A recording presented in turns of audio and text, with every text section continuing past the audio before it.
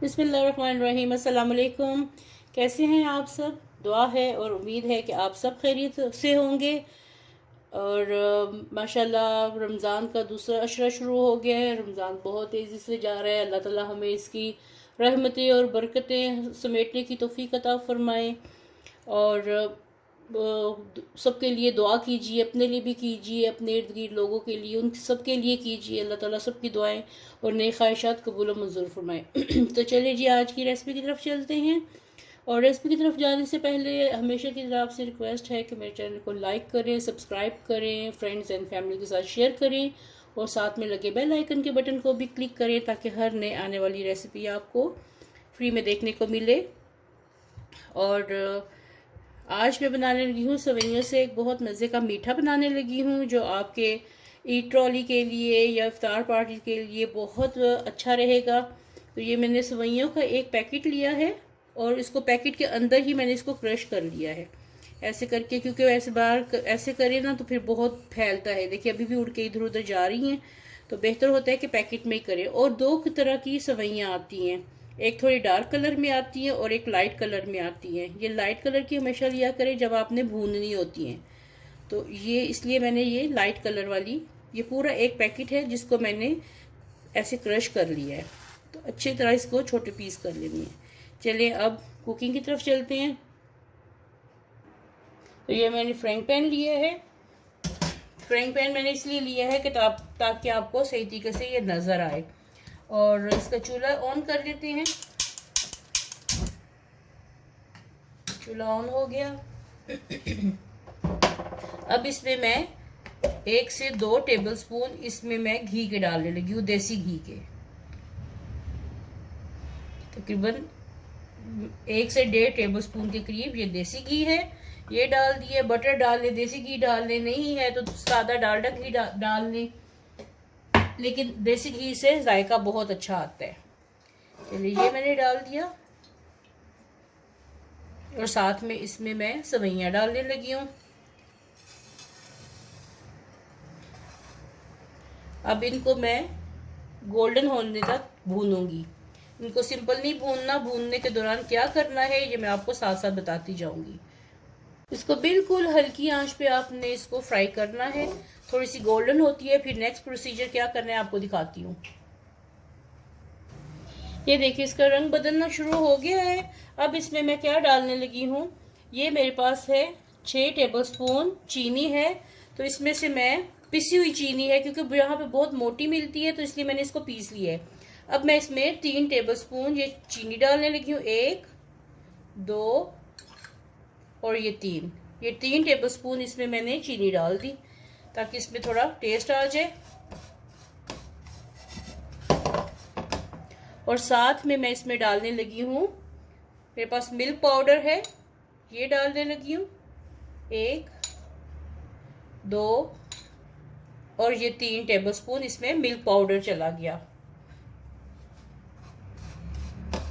अब इसको मैं भूनूंगी, मिक्स करूंगी और साथ में भूनती जाऊंगी।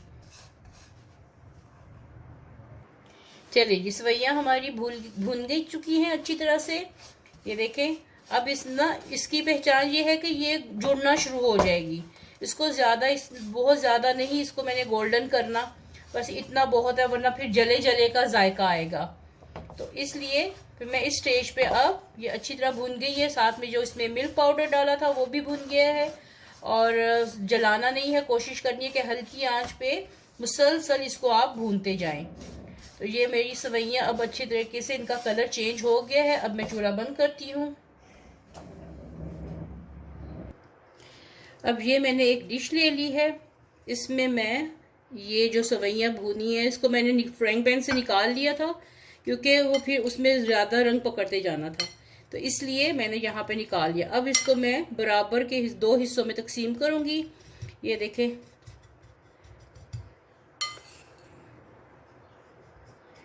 इसको अच्छी तरह नीचे बेस बना लेनी है।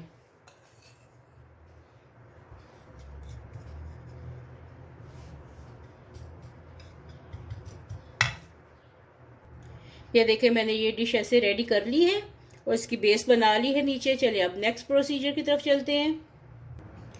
ये एक सॉस पैन लेके उसमें मैं 2 कप नाप के दूध डालने लगी हूँ। ये 1 कप चला गया,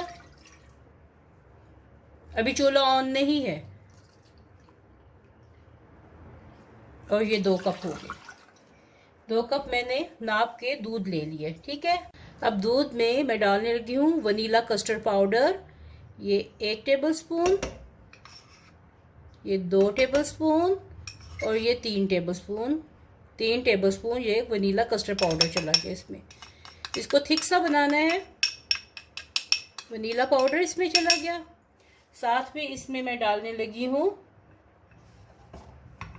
मिल्क पाउडर। मिल्क पाउडर 1, 2 और ये 3 टेबलस्पून ये चला गया इसमें। और साथ ही इसमें मैं डाल लगी हूँ शुगर हस्बे जायका 1, 2, 3। ये 3 टेबलस्पून है, मैं एक और डालूंगी, 4 टेबलस्पून करूंगी क्योंकि हमें थोड़ा मीठा ज़्यादा पसंद है। तो ये 3 टेबलस्पून शुगर चली गई और ये चौथा टेबलस्पून तो टोटल ये 4 टेबलस्पून हो गई।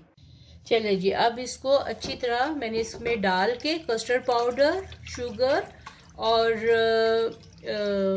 मिल्क पाउडर, मैंने नीडो लिया हुआ है, आप कोई सा भी मिल्क पाउडर लेके वो डाल सकते हैं। इसको अच्छी तरह मैंने मिक्स कर लिया है। अब इसको पका लेते हैं।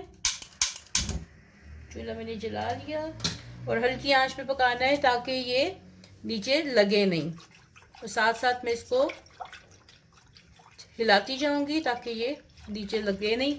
चलें इसको पकने तक ये दिखाती हूँ फिर। और जो लोग मेरे चैनल पे न्यू हैं उनसे रिक्वेस्ट है कि मेरे चैनल को लाइक करें, सब्सक्राइब करें और शेयर करें फैमिली एंड फ्रेंड के साथ, और बेल आइकन के बटन को भी क्लिक करें और वीडियो को एंड तक देखिएगा। ये बहुत अच्छी रेसिपी है आपकी ईद ट्रॉली के लिए, ईद के लिए और इफ्तार पार्टीज के लिए। जब भी दिल करे इस तरह की भी बना के सर्व करें, घर वालों को भी, मेहमानों को।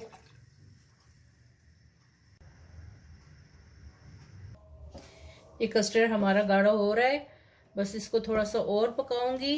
ये देखिए इसमें बबल्स आने शुरू हो गए हैं।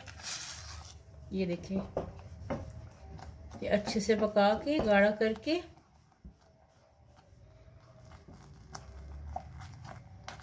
ये बस अब इसका मैं चूल्हा बंद कर देती हूँ। अब ये जो मैंने डिश रेडी की थी, नीचे सेवइयां लगाई थी, अब ये जो कस्टर्ड बना है ये इसको इसके ऊपर डाल देती हूँ।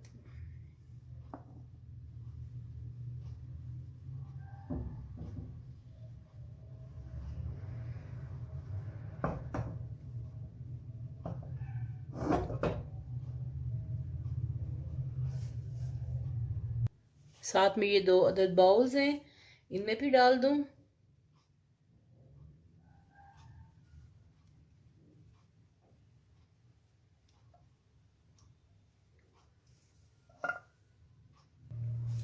और ये इसमें कंप्लीट हो गया। और अब ये थोड़ा सा मैंने आधा नीचे लगाया था और थोड़ा सा ये बचा लिया था। अब ये मैं इसके ऊपर डालने लगी हूँ।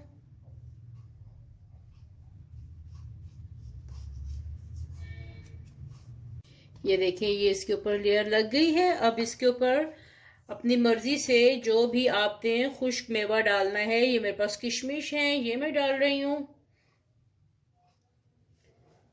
इसको खूब ठंडा करें, फ्रिज में रख के खूब ठंडा करके फिर अपने मेहमानों को पेश करें। ये थोड़े से बादाम हैं, बादाम डाल रही हूँ। आपको आज की रेसिपी कैसी लगी ज़रूर बताइएगा और कमेंट बॉक्स में बताइएगा कि कैसी लगी है आपको आज की रेसिपी। मेरी रेसिपी पसंद आए तो लाइक करें, शेयर करें, कमेंट करें और मेरे चैनल को सब्सक्राइब करें ताकि हर नए आने वाली रेसिपी आपको फ्री में देखने को मिले। वीडियो देखने का बहुत बहुत शुक्रिया। Thank you. अल्लाह हाफिज़।